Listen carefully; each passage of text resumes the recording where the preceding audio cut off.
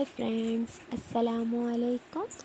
ഇന്ന് നിങ്ങൾക്ക് സദ്യാവിഭവമായ ഒരു ഡിഷാണ് ഞാൻ കാണിച്ചു തരാൻ പോകുന്നത്. അതിൻ്റെ പേരെന്താണെന്ന് പറഞ്ഞാൽ ഇഞ്ചി തേര്. അപ്പോൾ നമുക്ക് വീഡിയോയിലേക്ക് പോവാം. ആദ്യമായിട്ട് 2 കഷ്ണം ഇഞ്ചി ചെറുങ്ങനെ അരിയണം.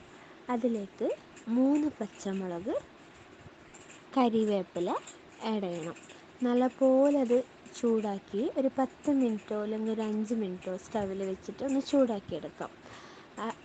പിന്നെ അതിലേക്ക് കട്ടത്തൈര് ഒരു 1/2 കപ്പ് ആഡ് ചെയ്യണം. അതിലേക്ക് ആവശ്യത്തിനുള്ള ഉപ്പും മല്ലിയിലയും ഇട്ട് മിക്സ് ചെയ്താൽ നല്ല ടേസ്റ്റി ആയിട്ടുള്ള ഇഞ്ചി തൈര് നിങ്ങൾക്ക് കഴിക്കാൻ പറ്റും. എല്ലാവരും തീർച്ചയായും ഉണ്ടാക്കി നോക്കണം. നല്ല ടേസ്റ്റുള്ള ഒരു റെസിപ്പിയാണ്.